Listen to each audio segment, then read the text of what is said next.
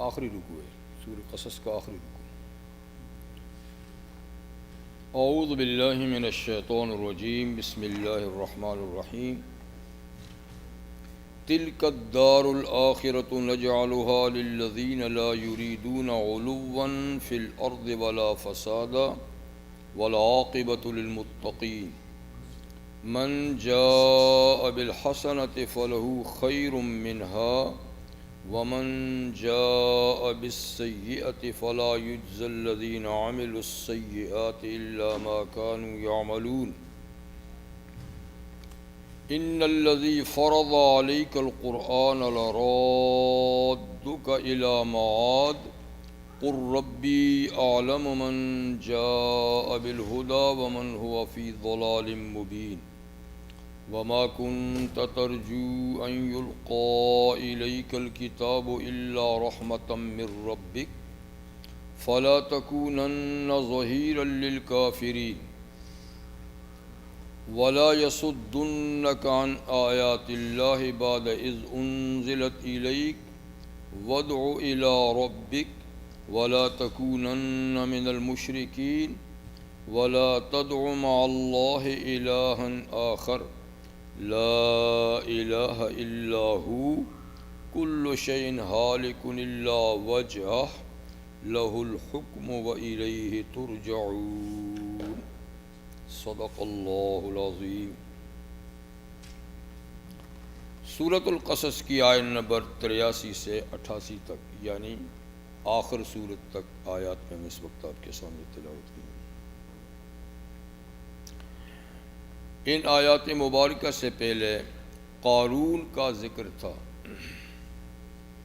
جو موسیٰ علیہ السلام کی برادری کا شخص تھا، لیکن بڑا ہی حاسد اور منافق قسم کا آدمی تھا، اور بڑی اس نے ایذائیں موسیٰ علیہ السلام کو پہنچائیں۔ جب زکوٰۃ کا حکم نازل ہوا تو اس کا کفر کھل کر سامنے آ گیا، اور موسیٰ علیہ السلام پر الزامات، اتہامات اس نے لگائے۔ غرور اور تکبر کا اظہار کیا اپنی دولت کے ساتھ، تو اللہ تعالیٰ نے اس کو دولت سمیت زمین میں دھنسا دیا۔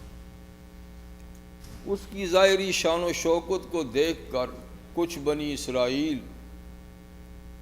کو رشک ہوا، اور انہوں نے تمنا کا اظہار کیا کہ کاش ہمیں بھی ایسی دولت ملتی جیسے قارون کو ملی، بڑے نصیب والا ہے۔ لیکن جب وہ زمین میں دھنسا تو ان کے سامنے حقیقت واضح ہو گئی، اور انہوں نے اپنی تمنا سے رجوع کیا اور کہا ہم نے غلط تمنا کی تھی، اچھا ہوا جو اللہ نے قارون جیسی دولت نہیں دی، ورنہ ہمارا حشر بھی ایسا ہی ہوتا۔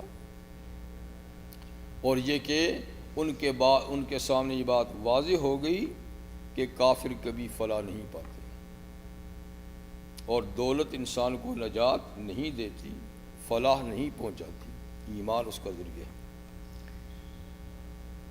تو قارون کے واقعے میں دو چیزیں ہوئیں جو اس کی بربادی کا ذریعہ بنی۔ ایک غرور و تکبر کا اظہار،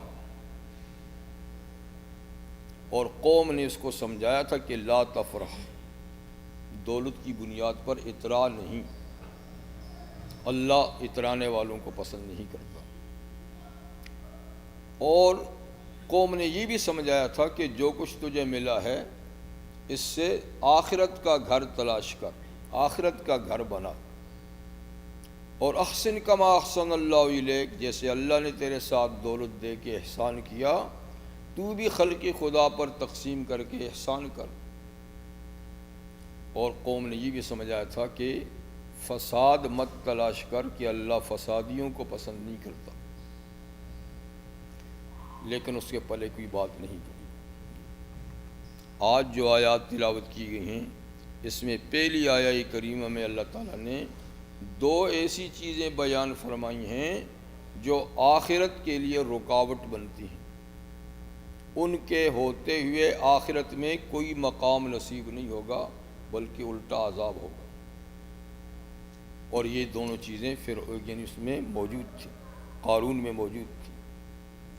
تو یہاں اللہ تعالیٰ فرماتا ہے تلک الدار الآخرہ، وہاں بھی دار آخرت کا ذکر تھا نا، کہ قوم نے سمجھایا تھا کہ جو تجھے دولت ملی ہے اس سے اپنا گھر آخرت کا گھر بنا. تو یہاں اللہ تعالیٰ فرماتے ہیں کہ آخرت کا گھر کس کو ملے گا اور کس کو نہیں ملے گا. تلک الدار الآخرہ، یہ آخرت کا گھر یعنی جنت. نجعلها للذین لا یریدون علوا فی الارض ولا فسادا،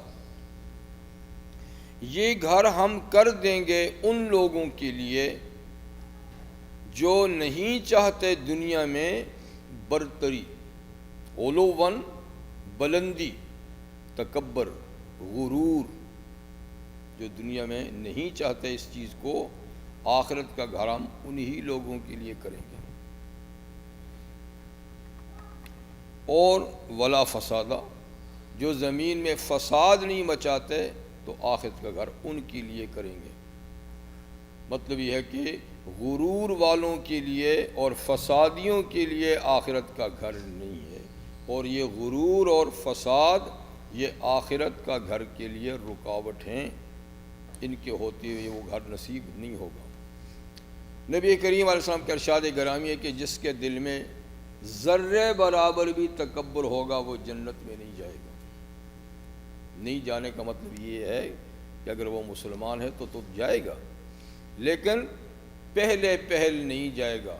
پہلے اس کو غرور کا اس کا علاج کیا جائے گا جہنم میں، پہلے غرور کا علاج کیا جائے گا پھر جنت میں جائے گا. شروع میں نہیں جائے گا چاہے اس کے دل میں ذرہ برابر بھی غرور ہوگا تو.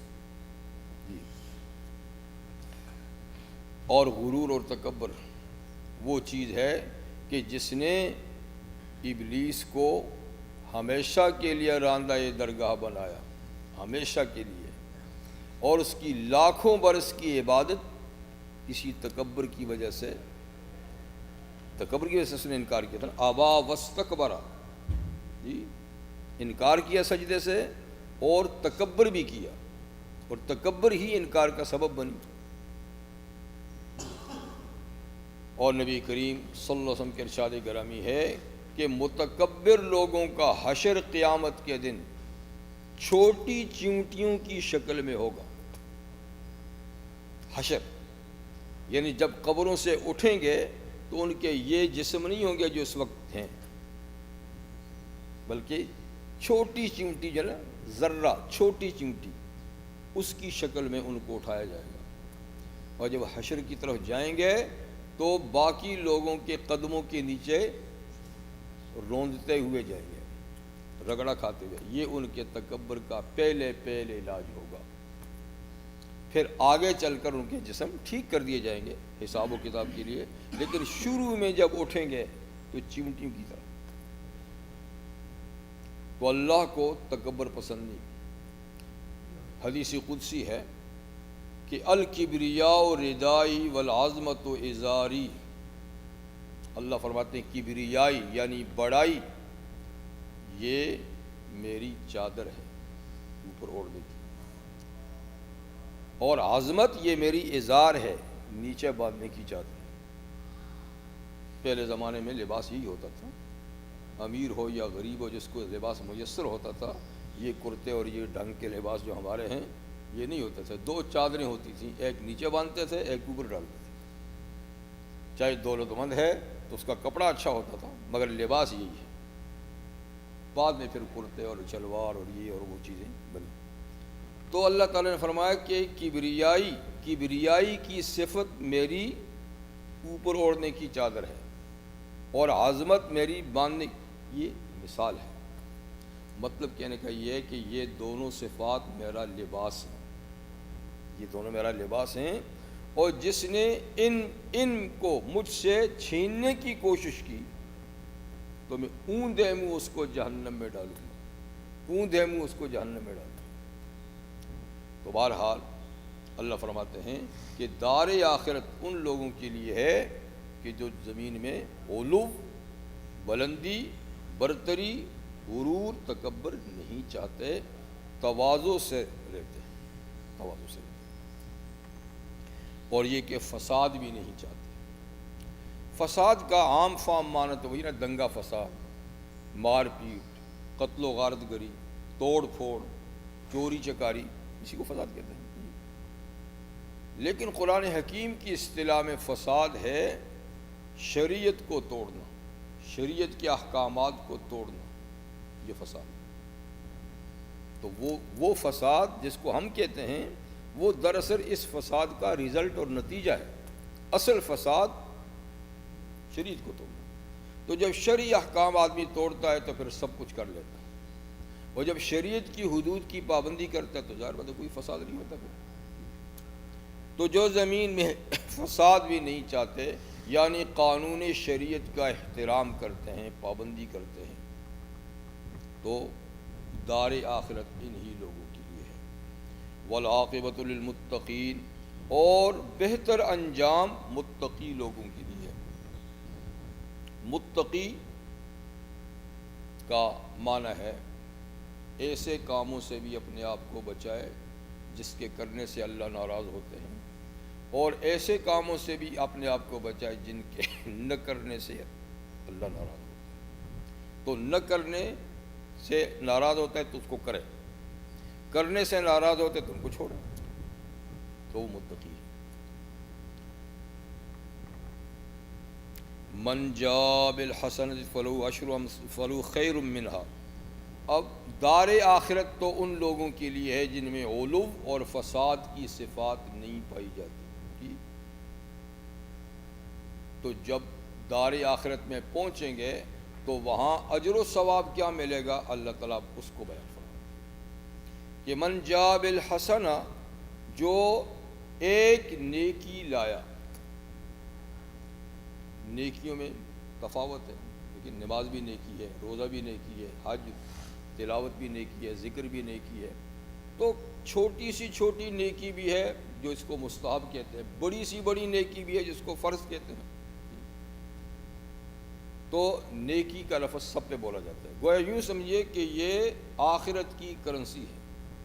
نیکی آخرت کی کرنسی کا نام ہے۔ جیسے کرنسی میں $1 کا نوٹ بھی ہوتا ہے، جی 2 کا بھی ہے، 5 کا بھی ہے، اور 100 کا بھی ہے، اور کئی ملکوں میں ہزاروں کے بھی ہیں۔ تو اسی طریقے سے آخرت کی کرنسی جو اعمال صالحہ ہیں، سب کا مشترکہ نام کیا ہے؟ نیکی۔ جو نیکی لائے، اور اللہ تعالیٰ نے یہ نہیں کہا کہ جس نے نیکی کی، بلکہ جو نیکی لائے وہاں تک پہنچائے۔ ایسا نہ ہو کہ نیکیاں تو بڑی کی لیکن یہیں غارت کر دی، یہیں ضائع کر دیں، تو اس کا وہاں بدلہ نہیں ملے گا۔ جو وہاں تک پہنچائے سلامت، بچا کر وہاں تک نیکی لے جائے، یہ اس کا ثواب ہے۔ اس لیے کہ بہت سے لوگ ہیں جنہوں نے نیکیوں کے پہاڑ لگائے ہوں گے، نیکیوں کے پہاڑ لگائے ہوں گے، اور دوسری طرف سے انہوں نے حقوق تلف کیے ہوں گے، حقوق تلف کیے ہوں گے، تو اللہ تعالیٰ وہ نیکیاں قیامت کے دن ان سے لے کر اصحاب حقوق پہ تقسیم کر دیں گے۔ اللہ فرمائیں گے کہ اس کا حق ادا کر، کہ یا اللہ میرے پلے کیا ہے، میں اس کا حق ادا کروں۔ اللہ فرمائیں گے کہ آج حق انصاف کا دن اور حق ادا کرنا ہی پڑے گا۔ یا اللہ میرے پاس ہے جو کچھ نہیں، خالی ہاتھ ہوں۔ تو اللہ تعالیٰ فرمائیں گے کہ خالی ہاتھ والی بات نہیں ہے، تجھے آج حق دینا ہی دینا ہے۔ پھر کہ اللہ میرے پاس کیا ہے؟ پھر اللہ تعالیٰ خود اصحاب حقوق کو اس کی نیکیوں میں سے ہر حقدار کو اس کے حق کے مطابق کہیں گے اتنی نیکیاں لے جائیں، اور تو اس کے پاس نہیں ہے، یہ لے جائیں۔ تو لے جاتے اس کی نیکیاں سب ختم ہو جائیں گی، اور کئی اصحاب حقوق اب بھی باقی ہوں گے، وہ بھی مطالبہ کریں گے ہمارا حق دیں۔ تو اللہ تعالیٰ فرمائیں گے اب حق دینے کے لیے اس کے پاس نیکیاں تو نہیں رہیں، اب یوں کرو تم اپنے گناہوں میں سے اتنا گناہ اس کے پلے یاد ڈالو، تو وہ گناہ کا ڈھیر لگ جائے گا نیکیاں تقسیم ہو کر، اور پھر اللہ فرمائیں گے یہ گناہوں کی پوٹلی اس کے سر پہ رکھ کے اس کو جہنم بھیج دو۔ دیکھو اب یہاں نیکیاں تو بڑی کی ہیں لیکن بچا کر لا نہیں سکا، یا دنیا ہی میں ضائع کر دیں یا وہاں تقسیم ہو گئی۔ اس نے فرمایا کہ جو نیکی لایا تو پھر کیا ہوگا، فَلَهُ خَيْرٌ مِّنْهَا، اس کو اس نیکی سے بہتر بدلہ ملے گا۔ نیکی جتنا نہیں، نیکی سے بہتر۔ اب بہتر بدلہ دو طرح ہے، ایک مقدار میں بہتر اور ایک یہ کہ پائیداری کے لحاظ سے بہتر، تو دونوں بہتریاں ہوں گی۔ یعنی وہ نیکی سے جو بدلہ ملے گا جنت میں، اس میں مقدار بھی زیادہ ہوگی۔ مقدار کتنی زیادہ ہوگی یہ اللہ تعالیٰ نے سورہ انعام میں بیان کیا ہے، من جاء بالحسنۃ فلہ عشر امثالها، کہ جو ایک نیکی لایا اس کو 10 نیکیوں جیسا برابر ثواب ملے گا، کم سے کم یہ ایک نیکی کا 10 نیکی کے برابر ثواب، اور زیادہ کی لمٹ نہیں بتائی، 700 بھی ہو سکتا ہے، 7,000 بھی ہو سکتی ہیں، ایک نیکی کا بدلہ 7 لاکھ بھی ہو سکتا ہے، 7 کروڑ بھی ہو سکتا ہے، بلکہ کوئی حد بتائی نہیں ہے۔ جتنا اس نیکی میں خلوص شامل ہوگا اتنا ہی اس کی تعداد بھی بڑھے گی، لیکن کم سے کم بھی 10 سے تو شروع ہوگا، 10۔ یہ تو مقدار ہے، اور پائیداری کے لحاظ سے یہ ہے کہ دیکھیے نیکی کی تھی ایک محدود وقت میں، جیسے ہم نے ابھی یہ نماز پڑھی تو کتنے منٹ لگے اس میں، 8-10 منٹ لگے نا زیادہ سے زیادہ، تو نماز تو 8-10 منٹ میں ہم نے پڑھ لی، لیکن اس نماز کا ثواب ابد الآباد تک جنت میں ملے گا۔ یہ نہیں کہ 10 منٹ ثواب ملا پھر ختم ہو گیا۔ روزہ آپ نے رکھا 14-15 گھنٹے کا، تو یہ نہیں کہ 14-15 گھنٹے آپ کو جنت مل جائے گی اور پھر جاؤ، بلکہ ثواب ابد الآباد۔ تو دیکھیے ہر نیکی محدود وقت میں ہوتی ہے،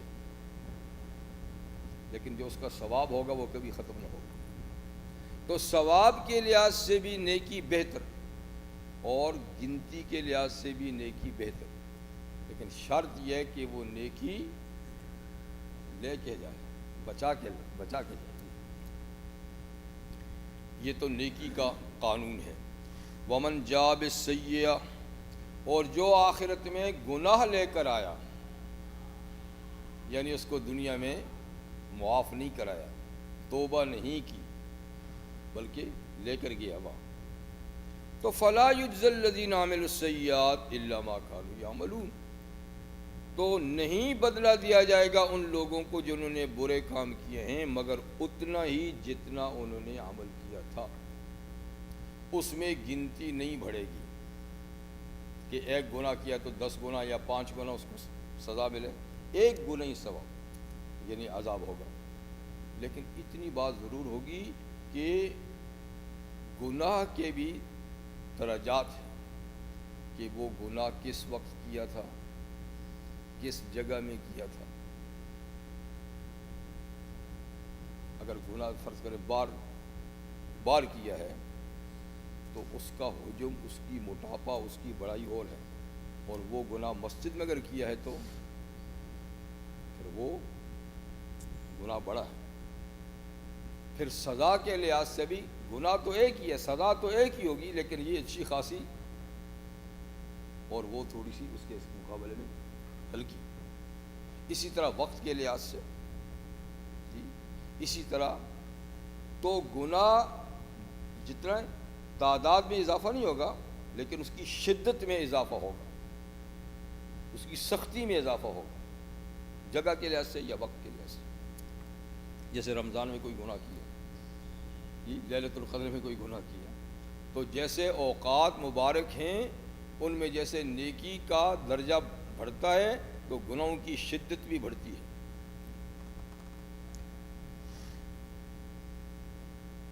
اچھا جی، تو یہ ہے گناہ کا، ٹھیک ہے نا، کہ گناہ کا بدلہ ایک گناہ کا ایک ہی ہے، شدت کی کمی بیشی ہوگی لیکن گناہ کا بدلہ ایک ہی ہے، اور نیکی کا 10 سے شروع ہو کر بے انتہا، اور یہ کہ دائمی ہمیشہ۔ آپ یہ بھی کہیں گے کہ گناہ بھی تو محدود وقت میں ہوا ہے، تو اس کی سزا پھر جہنم میں کفر کی صورت میں جہنم میں ہمیشہ کیوں ہے، جبکہ کفر محدود وقت میں رہا، ٹھیک ہے نا؟ یعنی بالغ ہونے سے مرنے تک ایک آدمی کافر رہا اور کافر مر گیا تو وہ ہمیشہ جہنم میں رہے گا۔ تو یہ جو ہمیشہ کی سزا اس کو ملتی ہے یہ اس کی نیت کی وجہ سے۔ اسی طرح نیکی کا بدلہ جو ابد الآباد تک ملتا ہے، محدود نہیں، یہ نیکی کا بدلہ بھی ابد الآباد تک نیت کی وجہ سے، کہ مومن کی نیت ہے کہ یہ نیکی میں ہمیشہ کروں گا جب تک مجھے زندگی ہے۔ کافر کہتا ہے میں اپنے عقیدے پہ ہمیشہ رہوں گا جب تک میری زندگی۔ تو یہ دائمی ثواب یا دائمی عذاب یہ نیت کی بنیاد پہ، ورنہ عمل تو محدود ہوتا ہے۔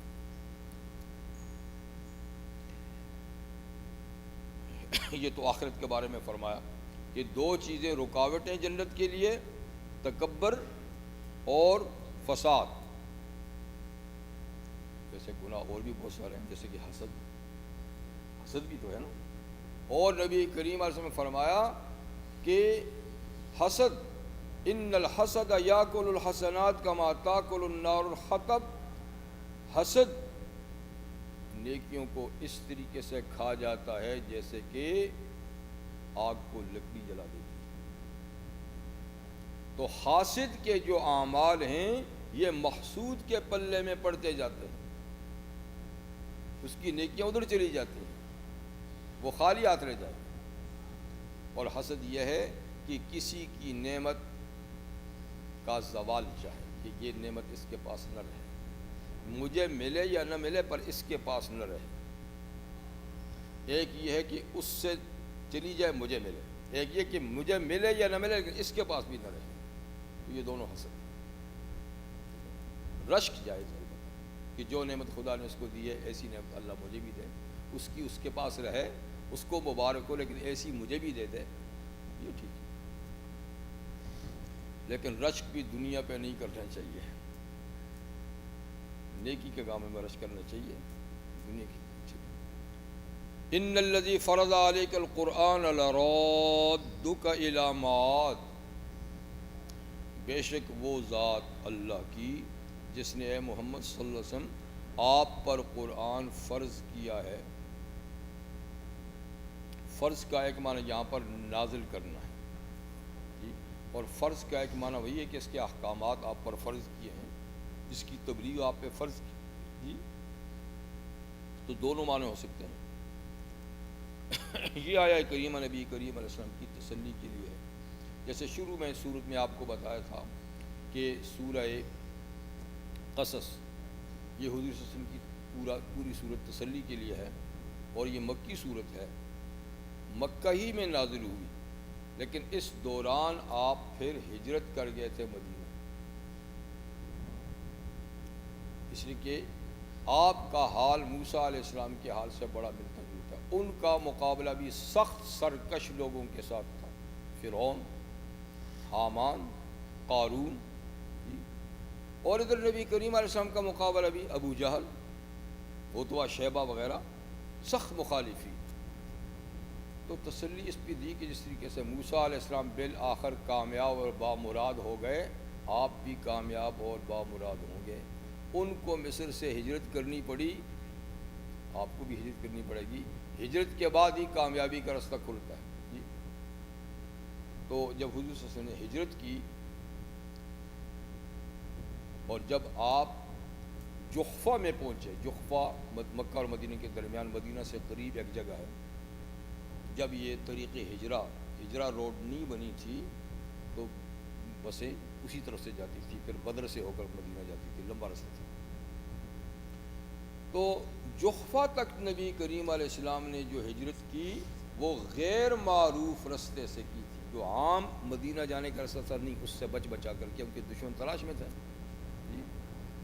لیکن جب جحفہ میں پہنچے تو اس سے آگے جو رستہ تھا پھر وہ معروف رستے سے شروع ہوا۔ تو خیر جحفہ میں جب پہنچے تو وہاں ایک پہاڑ ہے حزورہ،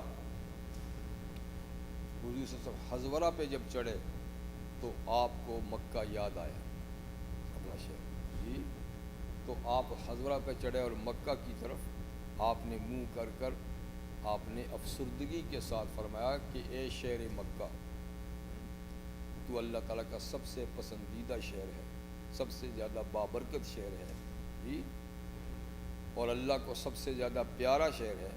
اگر یہ لوگ مجھے نکلنے پہ مجبور نہ کرتے تو میں کبھی تجھے چھوڑ کے نہ آتا، لیکن مجھے مجبوراً تیرا جوال چھوڑنا پڑا۔ آخر حضور سے پیدا بھی تو ہوئے تھے، جوانی وہاں گزری، نبوت وہاں ملی، نبوت کے 13 سال آپ نے وہاں گزارے، اور پھر تقدس میں ساری زمین میں سب سے زیادہ مقدس شہر اللہ کا گھر، تو کیسے اس کی یاد نہ ستائے، جبکہ ہم لوگوں کو ایسے ویسے اپنے شہر بھی یاد آتے ہیں۔ تو خیر، اس افسردگی کی حالت میں یہ آیت وہاں نازل ہوئی آئی کہ آپ فکر نہیں کریں، اس وقت تو آپ مکہ چھوڑ کے جا رہے ہیں، لیکن وہ ذات جس نے آپ پہ قرآن نازل کیا ہے، لَرَادُّكَ إِلَىٰ مَعَادٍ، وہ پلٹنے کی جگہ میں آپ کو واپس لوٹائے گا، تسلی رکھیں۔ اب معاد کا عام معنی تو ہوتا ہے آخرت، معاد کس کو کہتے ہیں؟ جہاں سارے ہی انسان پلٹ کے جائیں گے، اور یہ عارضی قیام گاہ سب کی، وہ مستقل قیام۔ تو معاد کا اصل معنی تو آخرت ہے، اس کا وہ معنی بھی ہو سکتا ہے کہ دنیا کی زندگی مختصر ہے اور اللہ آپ کو معاد میں لوٹائیں گے، اور معاد میں جب آپ لوٹ کے جائیں گے تو سب سے بلند مقام اللہ تعالیٰ آپ کو عطا فرمائے گا۔ تو دنیا کی کلفتیں اور ہجرتیں اور یہ سب چیزیں مختصر ہیں، اس کو آپ برداشت کریں تو اللہ جس نے قرآن نازل کیا آپ کو معاد میں لے جائے گا۔ اور ظاہر بات ہے کہ معاد یعنی آخرت میں بلند تر مقام کس کو نصیب ہوگا؟ جنت میں جانے سے پہلے بھی بلند تر مقام جو مقام محمود ہے وہ کس کو ملے گا؟ عَسَىٰ أَن يَبْعَثَكَ رَبُّكَ مقام محمودا، یعنی آپ تہجد کی نماز پڑھا کریں تو قریب ہے کہ آپ کا پروردگار آپ کو مقام محمود پہ فائز کرے گا۔ تو یہ وہ مقام ہوگا جس سے صرف حضور اس پہ فائز ہوں گے، اور یہ شفاعت کا مقام ہوگا۔ جب سارے انبیاء کرام شفاعت سے معذرت کریں گے، ساری انسانیت تکلیف میں ہوگی، تو حضور صلی اللہ علیہ وسلم اس کی حامی بھریں گے کہ آپ نہیں کریں، پھر آپ اسی مقام پہ جو اللہ متعین کریں گے سجدے میں پڑیں گے۔ ایک روایت میں کہ 10 سال تک سجدے میں رہیں گے، یعنی اس دنیا کے سال 10 سال تک سجدے میں رہیں گے، اور اللہ تعالیٰ کی ان کلمات سے اور ان ناموں سے حمد و ثنا کریں گے سجدے میں جو نام اسی وقت اللہ ان کو بتائیں گے، ابھی تک کسی کو نہیں بتائیں گے، ٹھیک ہے نا؟ تو ان دعاؤں سے ان سے پھر 10 سال کے اللہ فرمائیں گے ارفع یا محمد راسک، محمد اپنا سر اٹھاؤ جی، سل توتا وشفا تو شفا، مانگیے جو مانگیں گے وہ دوں گا، سفارش کیجئے تو سفارش قبول کروں گا۔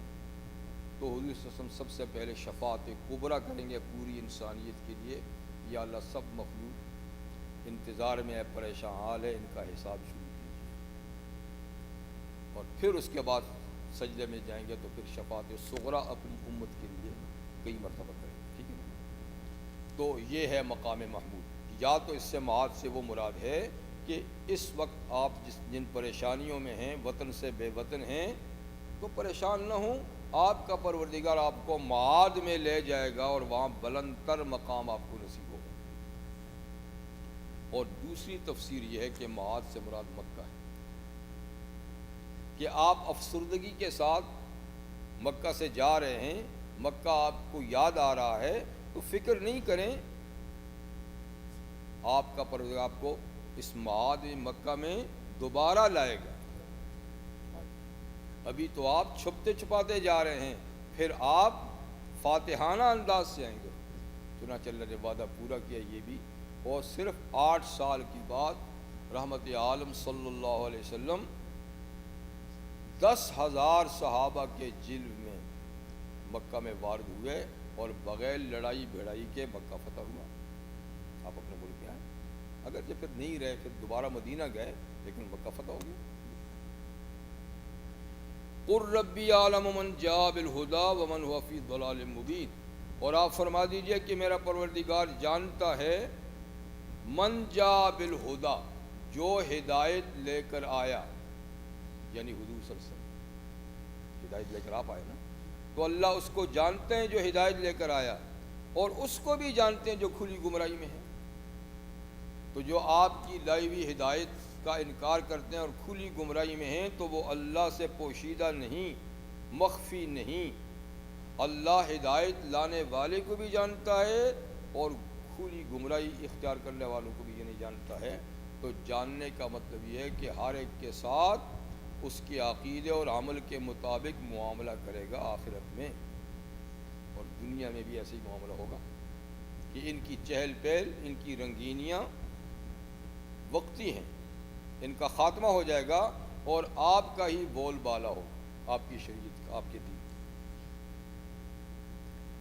اس کے بعد نبوت کے سلسلے میں اللہ تعالیٰ قانون بیان فرماتے ہیں کہ نبوت وہبی چیز ہے، کسبی چیز نہیں۔ یعنی نبوت اللہ کا عطیہ اور گفٹ ہے، محنت اور کوشش کے بل بوتے پہ نہیں ملتی، عبادت اور ریاضت سے نہیں ملتی، علم و ہنر سے نہیں ملتی، تجربے سے نہیں ملتی، یہ ڈائریکٹلی اللہ کی دینے سے ملتی ہے، اور جس کو اللہ تعالیٰ دیتے ہیں اس کی صلاحیتوں کو وہ جانتے ہیں، وہ صلاحیتیں رکھتے بھی ہیں اس میں۔ تو ہر ایرے غیرے کو نبوت نہیں ملتی، اس لیے کہ یہ سب سے عالی مقام منصب ہے، اس سے اونچا کوئی منصب نہیں۔ تو یہ منصب اللہ جس کو دیتے ہیں تو اس میں پہلے اللہ تعالیٰ اس کے اندر وہ صلاحیتیں رکھتے ہیں، قابلیت رکھتے ہیں تو دیتے ہیں۔ تو یہ یعنی کسبی چیز نہیں کہ آدمی محنت اور مشقت سے حاصل کر لے۔ قادیانی بھی بڑے عجیب ہیں، خیر ان کی تو ہر بات ہی عجیب ہے۔ تو اس بارے میں بھی مرزا صاحب کا جو بیٹا تھا مرزا محمود، اس نے کہا کہ آدمی تعلیم حاصل کر کے اور آدمی عبادت اور ریاضت کر کے نبوت کا مقام حاصل کر سکتا ہے، اس لیے کہ جھوٹی نبوت اسی طرح ملتی ہے نا، اس کے باپ کو تو ایسی ہی ملی ہے، میڈل فیل ہو گیا، یہ آپ کو پتہ ہے، تو پھر کچہری میں اور پھر ادھر ادھر مارا پھرتا رہا، اور کہیں دال نہ گلی تو چلو یہ اچھا کام ہے۔ تو نبوت کہتا ہے کہ علم سے اور عمل سے ترقی کر کے آدمی نبوت حاصل کر سکتا ہے، بلکہ کہتا ہے نبوت سے آگے مقام بھی حاصل کرتا ہے، الیاذ باللہ، نبوت سے آگے تو بھی مقام ہے ہی نہیں۔ تو اس قسم کی کفریات ان کی کتابوں میں بھری ہوئی ہیں، لیکن تعجب ہے کہ آج کے پڑھے لکھے لوگ پھر بھی آنکھیں بند کر کے پیچھے چلتے ہیں، اس قسم کی الٹی سیدھی باتیں پڑھ کر بھی پھر بھی ان کے پیچھے چلتے ہیں۔ بس جب انسان کی مت ماری جاتی ہے تو پھر کوئی، تو اللہ تعالیٰ فرماتے ہیں کہ نہیں، نبوت کا تعلق علم سے، نبی کو اللہ اپنے پاس سے علم دیتے ہیں، وہ یہاں کسی کے در بدر نہیں پھرتا، کسی سے علم حاصل نہیں کرتا، ان کے استاد اللہ تعالیٰ ہوتے ہیں، ان کے مربی اللہ تعالیٰ ہوتے ہیں، ان میں صلاحیت قابلیت خود اللہ رکھتے ہیں، کسی اور سے تربیت حاصل نہیں کرتے۔ تو فرماتے ہیں کہ وما کنت ترجو، اے محمد صلی اللہ علیہ وسلم آپ بھی تو امید نہیں رکھتے تھے کہ آپ کو نبوت ملے گی، آپ بھی امید نہیں رکھتے تھے ان یلقا الیک الکتاب، کہ آپ کو کتاب دی جائے گی، آپ کو نبوت دی جائے گی۔ یہ تو سب کچھ اچانک ہی ہو گیا، سب کچھ اچانک ہی ہو گیا۔ الا رحمت من ربک، مگر یہ سب کچھ تیری رب کی رحمت تھی جو ہو گیا، ورنہ آپ کو تو امید ہی نہیں تھی کہ آپ کو نبوت ملے گی، اس سے تو آپ شناسہ ہی نہیں تھے۔ یہی وجہ ہے کہ رحمت عالم صلی اللہ علیہ وسلم کی سب سے پہلے جب ملاقات اور ہوئی اور فرشتے سے اور پہلی وحی ہوئی تو آپ گھبرا گئے کہ میرے ساتھ ہوا کیا، اور کانپتے ہوئے گھر میں آئے اور فرمایا زملونی زملونی، مجھ پہ کمبل ڈالو، کمبل ڈالو، مجھے جان کا خطرہ لگ رہا ہے، اس لیے کہ آپ کو پہلے سے اس کے لیے تیار ہی نہیں تھے ایک چیز کے لیے۔ تو حضرت خدیجہ نے فرمایا کہ فکر مت کیجیے، آپ کی سیرت بتاتی ہے کہ اللہ آپ کو ضائع نہیں ہونے دے گا۔ انک تحمل الکلہ، آپ تو دوسروں کے بوجھ اٹھاتے ہیں، تقر الضیف، آپ تو مہمان نواز ہیں، تعین علی نوائب الحق، آپ تو رائے حق میں مشکلات جن پہ آتی ہیں تو ان کی مدد کرتے ہیں۔ آپ میں تو یہ صفات ہیں، اور ان صفات کے حامل کو اللہ ضائع نہیں کرتے، آپ بے فکر رہیں۔ تو کہنے کا مقصد یہ ہے کہ پہلے سے پتہ نہیں تھا کہ نبوت ملے گی، تو اللہ فرماتے ہیں کہ آپ تو امید نہیں رکھتے تھے کہ آپ کی طرف کتاب نازل کی جائے گی، مگر یہ اللہ آپ کے پروردگار کی طرف سے رحمت ہے جو آپ کو ملی۔ تو نبی کو نبوت سے پہلے، نبوت ملنے سے پہلے معلوم نہیں ہوتا کہ وہ نبی ہوں گے، اس لیے کہ یہ ڈائریکٹ اللہ کی طرف سے ایک گفٹ ہوتی ہے، عین موقع پہ ان کو ملتی ہے۔ تو اللہ نے اتنے بلند مقام پہ آپ کو فائز کیا، تو فلا تکونن ظہیرا للکافرین، فرمایا جب اتنے بلند مقام پہ آپ کو فائز کیا تو اب آپ کافروں کے مددگار مت بنیے گا، کافروں کے مددگار مت بنیے۔ یہ نبوت کے بالکل منافی بات ہو،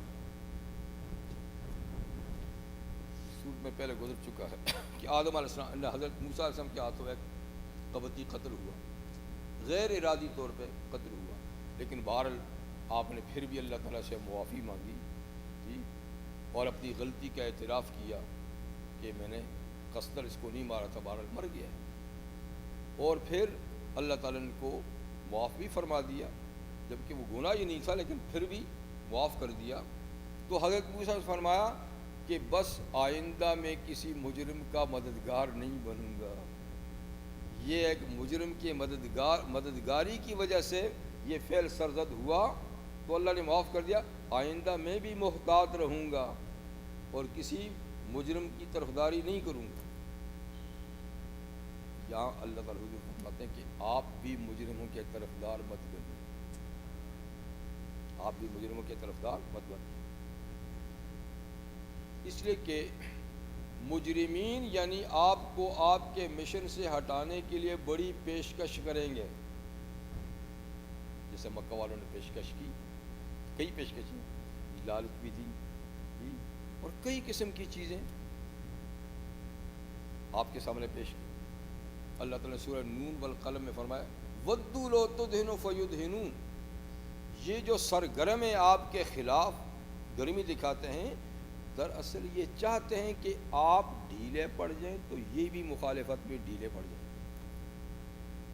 آپ ذرا نرمی کریں گے دعوت اور تبلیغ میں تو یہ بھی مخالفت میں ڈھیلے ہو جائیں گے، لیکن آپ نے ڈھیلا نہیں ہونا، آپ نے ڈھیلا نہیں ہونا، اس لیے فرمایا کہ فلا تو آپ مجرموں کے مددگار مت ہوں، اور ولا یصدنک عن آیات اللہ، دیکھیے خبردار رہیے یہ کافر آپ کو اللہ کے رستے سے روک نہ دیں کہیں، یعنی دعوت کے کام سے روک نہ دیں، تو آپ ڈھیلے نہیں پڑیے، ڈھیلے مت پڑیے، یہ چاہتے ہیں کہ آپ، تو انہوں نے پیشکش کی تھی کہ ویسے اس مخالفت کرنے سے کیا فائدہ ہے، ایسا کرتے ہیں کہ آخر ایک سٹی میں رہتے ہیں تو ٹھیک ہے آپ کا اپنا نظریہ ہمارا اپنا نظریہ ہے، لیکن مل جل کے ہمیں رہنا چاہیے، ایسا کریں کہ کبھی کبھی آپ ہمارے معبودوں کے پاس بھی آ جایا کریں، ہم بھی آپ کے خدا تو مل کے رہیں، آخر میں رہتے۔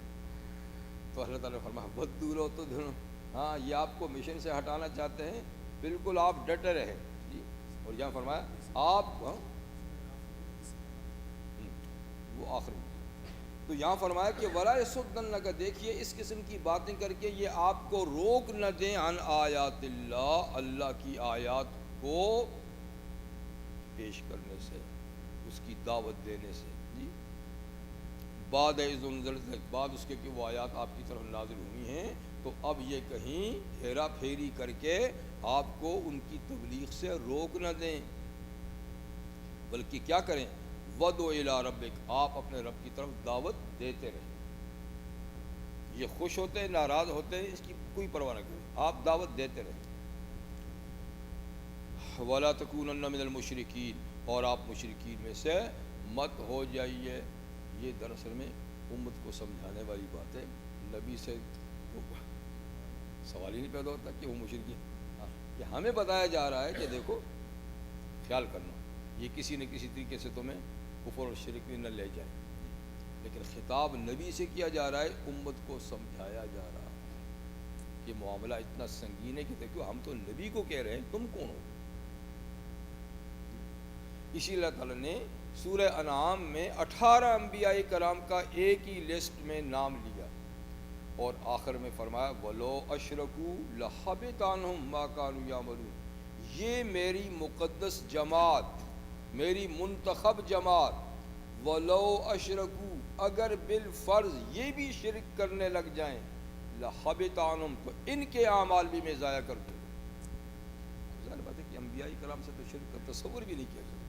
جی امت کو بتاتے کہ دیکھو اللہ تو اس گناہ کو اپنے مقدس ترین بندے سے بھی گوارا نہیں کرتے، تو ہم اور آپ کہاں ہیں؟ اور پھر حضور صلی اللہ علیہ وسلم کو الگ کر کے بھی فرمایا جائے گا لَإِنْ أَشْرَكْتَ لَيَحْبَطَنَّ عَمَلُكَ، اے محمد صلی اللہ علیہ وسلم بالفرض اگر آپ نے بھی شرک کا ارتکاب کیا تو آپ کے عمل بھی ضائع ہو جائیں گے۔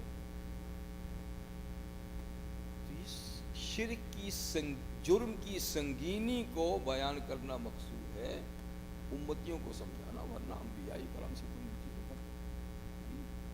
تو یہاں بھی یہ ہے کہ وَلَا تَكُونَنَّ مِنَ الْمُشْرِكِينَ، اور وَلَا تَدْعُ مَعَ اللَّهِ إِلَٰهًا آخَرَ، آپ اللہ کے ساتھ، یہ سب خطاب حضور کو ہے لیکن بات یہی ہے کہ امت کو سمجھایا جائے، اور مت پکاریے اللہ کے ساتھ الہًا آخر، کسی اور معبود کو، جیسے معبود اللہ ہے اس کو پکارتے ہیں، تو کسی اور کو معبود بنا کر مت پکاریے، یہ وہ بھی ہے۔ تو مطلب ہے کہ غائبانہ حاجات میں کسی کو مت پکاریے۔ ایک تو ہے نا سامنے اسباب کی دنیا میں، تو وہاں تو ایک دوسرے کو پکارنے کا حکم ہے، اجازت ہے، بلکہ حکم ہے کہ ایک دوسرے سے تعاون حاصل کرو، اور حکم ہے وَتَعَاوَنُوا عَلَى الْبِرِّ وَالتَّقْوَىٰ، نیکی اور تقوی کے کام میں ایک دوسرے کی مدد کرو، ٹھیک ہے نا۔ لیکن جہاں اسباب نہیں ہیں پھر تعاون کے لیے کسی کو پکارنا یہ شرک ہے۔ جہاں اسباب ہیں، آپ ایک آدمی کو دیکھتے ہیں کہ وہ آپ کی مدد کر سکتا ہے کسی کام میں، اور آپ کی پکار بھی سنتا ہے، تو آپ کہہ سکتے ہیں او فلاں اس کام میں میری مدد کر، ٹھیک ہے، جائز کام بلائے، آپ اس سے مدد لیں، وہ بھی آئے۔ ایک آپ پکارتے ہیں کسی ایسے کو جو آپ کی آواز نہیں سن سکتا، اتنا دور ہے کہ آواز نہیں پہنچ سکتی، یا وہ اس دنیا ہی میں نہیں ہے، پھر اس کو آپ مدد کے لیے پکارتے ہیں، تو یہ شرک ہے۔ اس لیے کہ دور نزدیک کی پکار صرف اللہ ہی سنتا ہے، بندے تو ایک حد تک سن سکتے ہیں، اور ان کی ایک دوسرے کی مدد کرنی بھی ایک حد تک ہے جتنے اسباب ہیں۔ اسباب سے ماورا سننا اور اسباب سے ماورا مدد یہ صرف اللہ کا کام ہے۔ اس لیے غائبانہ حاجات میں کسی غائب کو پکارنا، وَلَا تَدْعُ مَعَ اللَّهِ إِلَٰهًا، کسی اور کو معبود، اگرچہ کوئی کہے میں تو معبود نہیں سمجھتا، تو پھر آپ پکارتے کیوں؟ ظاہر بات ہے آپ جب پکارتے ہیں تو آدمی اس لیے پکارتا ہے کہ یہ عقیدہ ہوتا ہے کہ وہ سنتا ہے، اور جب وہ اتنے فاصلے پر ہے یا اس دنیا میں نہیں، پھر پکارنے کا کیا مطلب ہے؟ تو وَلَا تَدْعُ مَعَ اللَّهِ إِلَٰهًا آخَرَ، آپ مت پکاریے اللہ کے ساتھ الہًا آخر، کسی اور کو معبود بنا کر، اس لیے کہ لا الہ الا ہو، کوئی بھی معبود نہیں اس کے سوا، وہ ایک ہی لائق عبادت معبود اور ایک ہی خدا ہے جی۔ اسی طریقے سے توکل بھی کس پہ کیا جائے؟ علیہ فلیتوکل المؤمنون جی، توکل تو علی اللہ، بھروسہ اللہ کی ذات پہ کیا جائے، کسی اور پہ نہیں۔ تو اللہ کے سوا کسی اور کو معبود بنا کے مت پکاریے، کیونکہ کوئی معبود نہیں اس کے سوا۔ کل شین ہالک الا وجہہ، کل شین، ہر چیز، ہر چیز، ہر بندہ نہیں، ہر چیز، یعنی جو بھی مخلوق ہے، خالق کے علاوہ جو بھی مخلوق ہے، ہالکن، وہ سب ایک وقت ختم ہونے میں فانی ہے۔ کل من علیہا فان، جو اس زمین پر ہے سب فانی ہے۔ کل نفس ذائقۃ الموت، ہر جاندار موت کا ذائقہ چکھنے والا ہے۔ تو کوئی ایسا نہیں جو ہمیشہ رہے، ہمیشہ کی زندگی کسی کے لیے نہیں، یہاں تک کہ جو فرشتے ہیں ایک وقت ان کو بھی جانا پڑے، اور وہ جو اوروں کی روح نکالتا ہے ایک وقت آئے گا وہ بھی جائے گا، یہاں تک کہ جو سور پھونکے گا قیامت بپا ہوگی، ایک وقت کے لیے اس کی جان بھی نکالی جائے گی، اور فقط ایک اللہ ہوں گے۔ جیسے اس مخلوق کو وجود میں لانے سے پہلے فقط اللہ تھے، کان اللہ ولم یکن شیء، اللہ تھے اور کچھ نہ تھا، ایسا پھر ایک وقت آئے گا کہ اللہ ہوں گے اور کوئی کچھ نہ ہوگا تھوڑی دیر میں، اور پھر اس کے بعد اللہ تعالیٰ بارہ فرشتوں کو بھی اٹھائیں گے، سب کو اٹھائیں گے۔ تو کل شیء ہالک الا وجہہ، ہر چیز ہلاک ہونے والی ہے، ہر چیز، الا وجہ، سوائے اس کے چہرے کے، اس کی ذات کے۔ چہرے سے مراد ذات ہے، فقط چہرہ نہیں، فقط اس سے ذات ہے۔ اور چہرہ اس لیے کہتے ہیں کہ چہرہ جو ہے نا یہ پوری ذات کی علامت ہوتا ہے، پوری ذات کو پہچاننے کا ذریعہ خدا نے چہرہ بنایا۔ چہرہ دیکھا تو آپ پہچان لیتے ہی فلاں جی، اگر فرض کریں چہرہ لپیٹا ہوا تو آپ نہیں پہچان سکتے، ہاتھ پاؤں سے بڑی مشکلات ہوں جی، لیکن چہرہ دیکھا تو اس لیے ایک چہرہ بول کر پوری ذات مراد دی جاتی ہے۔ تو یہاں بھی اس سے مراد اللہ تعالیٰ کی ذات ہے، کہ اللہ کی ذات کے سوا سب کچھ ہلاک ہونے والا ہے۔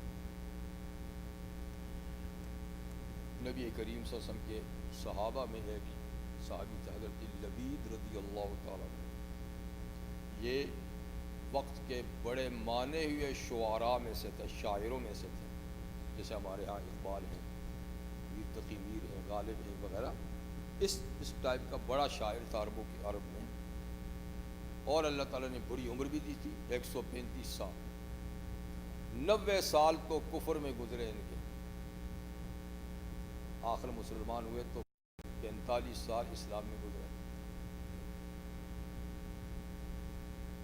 نبی کریم سے فرمایا کہ اصدق کلمۃ قالت العرب قول اللبید، عربوں کی بات میں جو سب سے سچی بات ہے وہ ہے جو لبید نے کہی۔ تو اس نے ایک شعر کہا ہے، اور پھر اس نے اس کے بعد کوئی شاعری نہیں کی۔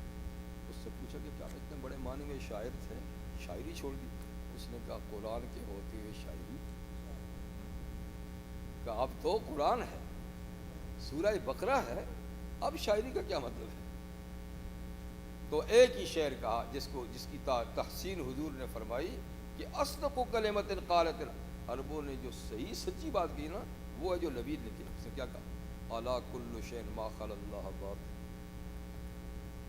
الا کل شیء ما خلا اللہ باطل وکل نعیم لا محالۃ زائل، کہ خبردار اللہ کے سوا ہر چیز فانی ہے، اللہ کے سوا ہر چیز فانی ہے، وکل نعیم، اور جتنی بھی نعمتیں ہیں لا محالۃ زائل، یہ ایک وقت ختم ہو جائے، یعنی اس سے آخرت کی نعمتیں مراد نہیں ہیں بلکہ دنیا کی۔ یعنی دنیا میں ملی ہوئی جتنی نعمتیں ہیں، جب دنیا ختم ہوگی تو یہ نعمتیں بھی، جب آدمی چلے جائے گا یہ نعمتیں بھی. جی. اور کہتا ہے کہ دنیا میں جو تجھے ملا ہے یہ غرور و حسرت، یہ دھوکہ اور حسرت ہے.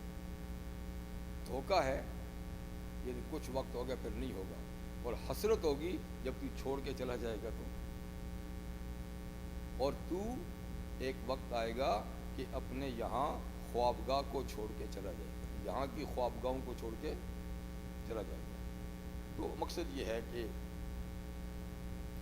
دنیا فانی ہے، یہ سب جہاں فانی ہے. کل شن حالک، ہر چیز موت کی گھاٹ اترنے والی ہے، فنا ہونے والی ہے، الا وجہ، اللہ کی ذات کے سوا.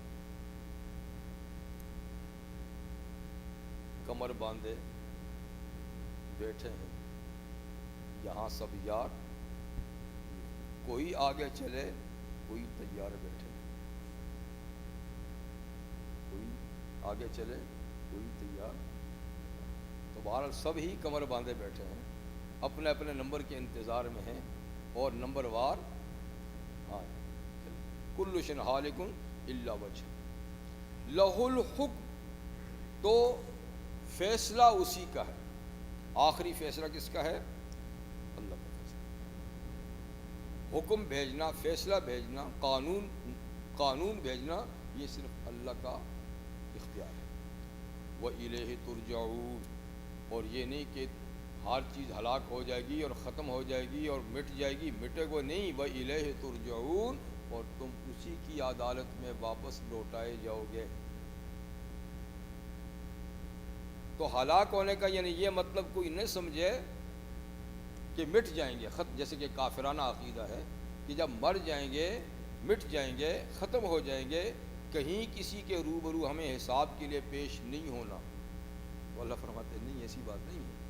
تم الہ ترجعون، اللہ کی طرف تم کو لوٹایا جائے گا اور تم سے حساب کتاب لیا جائے گا، اور نیکی بدی پر جزا اور سزا مرتب ہوگی، اور نیکی اور بدی کے انجام کو جنت یا دوزخ میں تمہیں جانا ہوگا.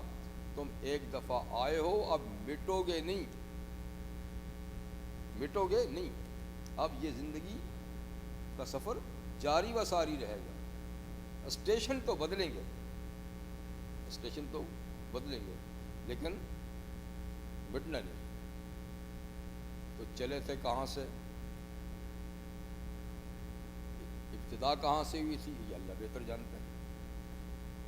کیف تکفرون باللہ وکنتم امواتا، تھوڑی دیر کے لیے سوچو کہ تم اللہ کا انکار کیسے کرتے ہو جبکہ تم نہ تھے. یہاں موت کا معنی ہے نہ تھے، لیکن موت اس کو کہتے ہیں نا جو حیات کے بعد آتی ہے نا.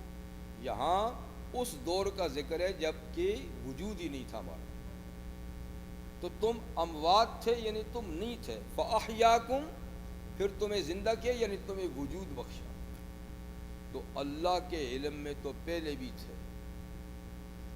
لیکن کائنات میں ہمارا یہ وجود پہلے نہیں تھا. ٹھیک ہے نا، کئی ذرات کی شکل میں ہوگا. پھر احیاکم، تمہیں سمیٹا، تمہارے ذروں کو سمیٹا اور تمہیں ایک وجود بخشا. تو وہ وجود جو کائنات میں پھیلا ہوا تھا وہ آخر باپ کی پشت میں آ گیا، ماں کے رحم میں آ گیا، اور پھر وہاں یہ جسم بننے کے بعد اس دنیا میں آ گیا. تو ثم یمیتکم، اب یہاں موت کا یہی معنی. تو یہاں آ گئے تو یہ نہیں کہ اب یہیں رہو گے. ثم یمیتکم، پھر تمہیں موت دے، اور یہ نہیں کہ موت کے بعد تم پھر ختم ہو جاؤ گے. ثم یحییکم، پھر تمہیں حیات دے گا دوبارہ. اور ثم الیہ ترجعون، پھر اس کے بعد اس کی عدالت میں تم پیش کیے جاؤ گے. تو یوں اب ٹھکانے تو بدلیں گے لیکن آدمی ختم نہیں ہوگا، انسان اب ختم نہیں ہوگا. امام غزالی فرماتے ہیں نہ تھے تو نہ تھے، اب آئے ہو، اب ختم نہیں ہوگے. جگہ بدلیں گی، پہلے وہاں تھے، پھر وہاں تھے، پھر یہاں ہو، اور پھر برزخ میں ہوگے، پھر حشر میں جاؤ گے، پھر یا جنت میں جاؤ گے یا ادھر جاؤ گے. اور وہ زندگی پھر ختم نہیں ہوگی، وہ زندگی وہ آخری سٹاپ نہیں ہوگی۔ تو اس لیے فرمایا کہ ثم الیہ ترجعون و الیہ ترجعون، اور اسی کی طرف تم لوٹائے جاؤ۔ یہ ہے اس سورت کا آخر جو اس وقت ہم نے تلاوت کی آیات۔ اللہ تعالیٰ اس منزل کے لیے تیاری کی ہمیں توفیق عطا فرمائے، اور جو عقیدہ قرآن حکیم میں بیان کیا گیا اللہ تعالیٰ اس عقیدے پر، اور جو اعمال خیر اللہ تعالیٰ کے ہاں قابل قبول ہے، وہ اعمال خیر ہمیں عقیدے کے بعد کرنے کی توفیق عطا فرمائیں، اور اس منزل کو اللہ تعالیٰ یاد رکھنے کی بھی توفیق عطا فرمائیں کہ ہم مسافر ہیں اور ابھی سفر جاری ہے، لیکن عجیب مسافر ہیں۔ یہاں تھوڑا سا سفر ہو تو ہفتوں تیاری کرتے ہیں، اور ایسے عجیب مسافر ہیں کہ یہاں سے مستقل رخت سفر باندھنا ہے اور تیاری کوئی نہیں ہے۔ عبداللہ ابن عمر رضی اللہ تعالیٰ عنہ اپنی خود کو نصیحت دینے کے لیے کھنڈرات میں جاتے تھے، ٹوٹے پھوٹے مکان ان میں جاتے تھے، اور مکان کو پکار کے کہتے تھے این اہلک، بھئی تجھ میں بسنے والے کہاں گئے؟ تو اجڑا پڑا ہے، تو ٹوٹا پھوٹا ہے، تیری مرمت کوئی نہیں کر رہا، تجھ میں کوئی بس نہیں رہا، تو وہ کہاں گئے؟ اپنے آپ کو نصیحت۔ تو مطلب یہ ہے کہ یہ ہمیشہ رہنے کی جگہ نہیں ہے، ان محلات میں، ان مکانوں میں ہمیشہ نہیں رہیں گے، نہ یہ مکان رہیں گے نہ مکین رہیں گے۔ وہ کسی حاکم کی بات ہے، کسی خلیفہ کی بات ہے کہ اس نے ایک شاندار محل تعمیر کیا۔ آج کل کے معاملے میں سبھی شاندار محل تعمیر کرتے ہیں، تو اس نے بہت شاندار محل تعمیر کیا، اور تعمیر کرنے کے بعد اس میں جانے سے پہلے ایک اعلان لگایا، بورڈ لگایا کہ عام لوگ آ کر چل پھر کے اس کو دیکھیں، اگر اس میں کسی قسم کی کوئی کمی ہو تو وہ پہلے بتائیں، تاکہ وہ بھی ٹھیک کروں پھر اس میں جاؤں۔ جو لوگ بھی آتے ہیں ہماری طرف ماشاء اللہ ماشاء اللہ، اس میں تو کوئی کمی کوئی کوتاہی نہیں ہے، پورا مکمل ہے۔ ایک فقیر گزرا، اس نے بھی بورڈ پڑھا، تو پڑھتے ہی دیکھنے کے بغیر ہی چلا گیا بادشاہ کے پاس۔ اس نے کہا جی کیا خیر ہے، آپ کیسے؟ کہا جی آپ نے بورڈ لگایا تھا تو اس پہ اور لوگوں نے بھی تبصرہ کیا، اور اگر میں بھی کہا، اس نے کہا جی ہے تو بڑا شاندار، لیکن اس میں دو نقصان ہیں۔ اتنی دولت، اتنے معمار، اتنے ہی لگائے میں نے اور کام کیا، اب تک سب لوگوں نے، بڑے بڑے عقل مند لوگوں نے، وزیروں نے، مشیروں نے تعریف کیا کہ کوئی نقص، تو گدڑی پہنے ہوئے کہتا دو نقص؟ ہاں جی بالکل صحیح کہتا ہوں، دو نقص۔ پھر کیا ہے؟ کہ جی محل تو شاندار ہے، لیکن ایک نقص یہ ہے کہ افسوس آپ اس میں ہمیشہ نہیں رہیں گے، اور دوسرا یہ کہ افسوس یہ بھی ہمیشہ نہیں رہے گا۔ بادشاہ نے سر پکڑ لیا کہ یار کیسی بات کہی، کیسی بات کہی، بالکل واقعی بات کہی، ٹھیک ہے نا۔ اس نے کہا اب تو میں اس میں نہیں بسوں گا، یہ سارے فقیروں کے لیے ہے، جو مسافر فقیر ہے وہ اس میں بسے، یہ سرائے ہے، یہ محل نہیں ہے، یہ سرائے ہے۔ تو یہ بات ہے، بات تو سوچنے کی ہے، بات سوچنے کی۔ کل شیء ہالک، ہر چیز ہلاک ہونے والی ہے، نہ امیر رہے گا، نہ غریب رہے گا، نہ محل رہے گا، نہ جھونپڑی رہے گی، کل شیء ہالک۔ لیکن جہاں جانا ہے اس کے لیے وہی کہتا ہوں کہ رخت سفر تیار نہیں کرتے، یہ بھی ایک احمقانہ بات ہے۔ وہ بہلول ایک مجذوب تھے، اللہ والے تھے، لیکن مجذوب یہ ہے کہ ہوتے تو بڑے عقل مند ہیں، لیکن بظاہر وہ دیوانے سے تھے، بظاہر۔ تو وہ ہارون الرشید کی مجلس میں اکثر آیا جایا کرتے تھے، ان کے زمانے میں تھے، اور ہارون الرشید ان سے بڑی گپ شپ لگاتے تھے۔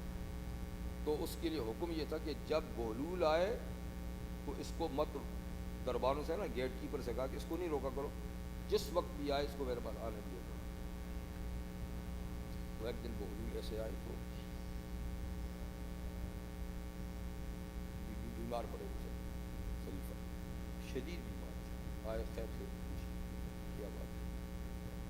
تو اس سے پہلے ایک دفعہ آئے تو گپ شپ کے انداز میں اس کو کہا بولو بڑے احمق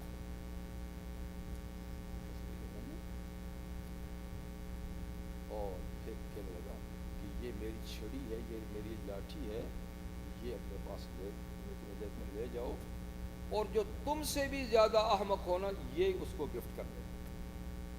بھی گپ شپ کہ جو تم سے زیادہ احمق ہونا تو یہ چھڑی اس کو گفٹ کر دے۔ اس نے رکھ لی اپنے پاس، لے گیا، چلا گیا، آتا جاتا رہا، پھر یہاں تک کہ ایک دفعہ خلیفہ بیمار ہو گیا، شدید بیمار، اس کو پتہ چلتا خیریت کی پوچھنے کے لیے آئے، کیا بات ہے، بیمار، پھر شدید بیمار ہوں، ایک سفر درپیش ہے، کیسا ہی سفر درپیش ہے، کہا بھائی بہت لمبا سفر ہے، آپ نے اس کے لیے کیا تیاری کی؟ یار تیاری کچھ نہیں، سفر بڑا لمبا ہے اور تیاری کچھ نہیں۔ عجیب بات ہے، جب بھی آپ کو سفر درپیش ہوتا تھا تو آپ اس کے لیے تو بہت بڑی تیاریاں کیا کرتے تھے۔ 2 دن کا سفر، 4 دن کا سفر، مہینے کا سفر ہوتا تھا، پہلے فوج جاتی تھی، خیمے جاتے تھے، جی کچن والے جاتے تھے، اور جا کر وہاں پر پورا شہر آباد ہوتا تھا، جی پوری فوج جاتی تھی، آفیسر جاتے تھے، وزیر جاتے تھے، تب آپ جایا کرتے تھے، اور غیر آپ کو 4 دن 5 دن پھر، تو اس کے لیے تو ہمیشہ آپ اتنی بڑی تیاری کرتے تھے، تو اب کہتے ہیں بڑا لمبا سفر ہے تو آپ کہتے ہیں تیاری نہیں۔ ہاں بھائی بات ایسی ہے جو آپ کہتے ہیں ٹھیک ہے، باقی جو سفر درپیش ہے بہت لمبا ہے، تنہائی کا بھی ہے، ٹھیک ہے نا، اور جی پھر کب آئیں گے آپ؟ بھائی یار تو بھی بڑا ہی احمق ہے، پھر وہی باتیں کرتا ہے، کیونکہ تو لمبا سفر ہے اور اس سے تو واپسی بھی نہیں ہے، اور ہے بھی کہہ رہے پھر میں آپ کو ایک گفٹ دیتا ہوں، کیا یہ لاٹھی آپ نے دی تھی کہ جو مجھ سے زیادہ احمق ہو اس کو دوں کے لیے آپ نے بڑا میں کیوں بڑا بہن، آپ 2-4 دن کے سفر کے لیے تو ہزاروں دولتیں خرچ کرتے تھے، اتنی فوج، یہ خیمے ویمے، جی، اور اتنا لمبا سفر آپ کہتے ہیں درپیش کی واپسی بھی نہیں، اور اکیلے کا، اور آپ نے کچھ تیار نہیں، پھر آپ مجھ سے پھر تو بات یہی ہے، یہ بات ہم پہ فٹ آتی ہے کہ ہمیں سفر تو لمبا درپیش ہے، یہ بھی پتہ نہیں کہ کس وقت شروع ہوگا، یہ ایسا عجیب سفر ہے، کس وقت شروع ہوگا یہ بھی پتہ نہیں، جانا بھی اکیلے ہے، واپسی بھی نہیں ہے، اور پھر بھی ہم ہاتھ پہ ہاتھ رکھے بیٹھے۔ سبحانک اللہم وبحمدک اشہد ان لا الہ الا انت استغفرک۔